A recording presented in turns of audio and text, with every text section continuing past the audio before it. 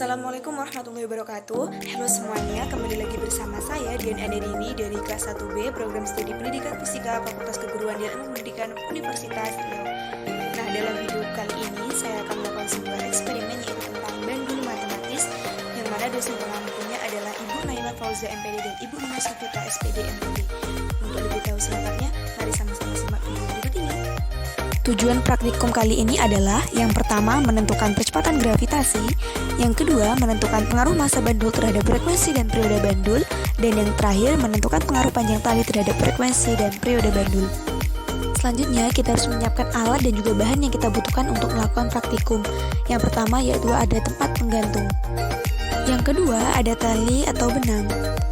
Yang ketiga ada stopwatch. Yang keempat ada mistar atau penggaris. Yang kelima ada beban, yang dimana beban tersebut terdiri dari 4 jenis beban dengan massa yang berbeda. Yang keenam ada timbangan. Dan yang terakhir ada busur derajat. Selanjutnya ada landasan teori. Bandul matematis merupakan bentuk gerak osilasi. Bandul matematis adalah sebuah titik massa yang digantungkan pada tali ringan, kemudian diayunkan sehingga akan berosilasi atau bergerak. Bandul matematis ini merupakan alat yang paling sederhana yang digunakan dalam praktikum untuk menentukan nilai gravitasi bumi. Percepatan gravitasi adalah percepatan yang dialami oleh benda karena beratnya sendiri.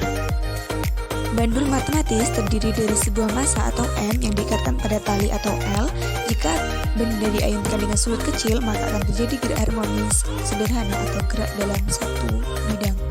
Gerak harmonis sederhana adalah gerak bolak-balik benda melalui titik kesetimbangan tertentu dengan banyaknya getaran benda dalam setiap sekon. Periode adalah waktu yang diperlukan untuk melakukan satu getaran. Definisi satu getaran adalah ketika benda mengalami keadaan atau posisi dan fase yang sama pada saat berikutnya. Sedangkan frekuensi adalah banyaknya getaran tiap 1 detik. Frekuensi menunjukkan kecepatan osilasi dari sistem satuan untuk frekuensi per detik atau lebih dikenal dengan Hz.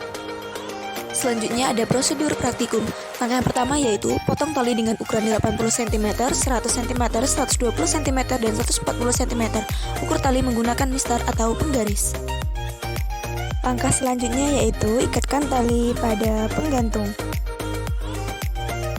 Lalu tempelkan busur pada penggantung. Dalam praktikum kali ini, saya akan melakukan 2 kali percobaan. Untuk percobaan yang pertama yaitu menggunakan panjang tali yang berbeda, 80 cm, 100 cm, 120 cm, dan 140 cm, dan menggunakan massa beban yang sama yaitu 80 gram. Langkah yang pertama yaitu ikatkan beban yang bermassa 80 gram pada panjang tali 80 cm. Kemudian, ayunkan bandul sebanyak 10 kali ayunan dengan sudut kurang dari 10 derajat. Hitunglah waktu yang diperlukan untuk 10 kali ayunan dengan menggunakan stopwatch. Lakukan percobaan ini sebanyak 4 kali dan hasilnya dicatat pada tabel A. Untuk 1 kali ayunan sama dengan saat bandul diayunkan dari titik A menuju ke titik B dan C, kemudian kembali lagi ke titik semula. Lakukan hal yang sama dengan panjang tali yang berbeda.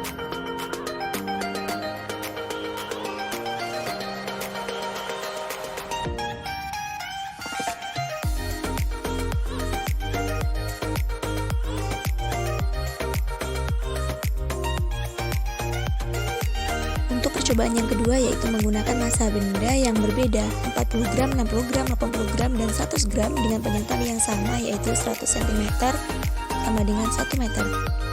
Untuk prosedur percobaannya sama dengan percobaan yang pertama. Percobaan dilakukan sebanyak 4 kali dan hasilnya dicatat pada tabel B.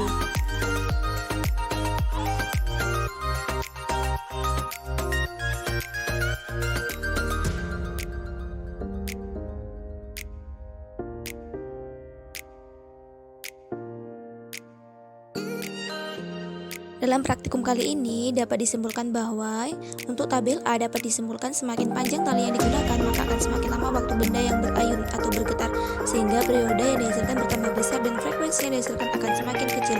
Begitu juga sebaliknya, semakin pendek yang digunakan maka akan semakin cepat waktu benda untuk bergetar. Sedangkan untuk tabel B dapat disimpulkan bahwa massa benda tidak mempengaruhi periode dan frekuensi benda untuk berayun atau bergetar.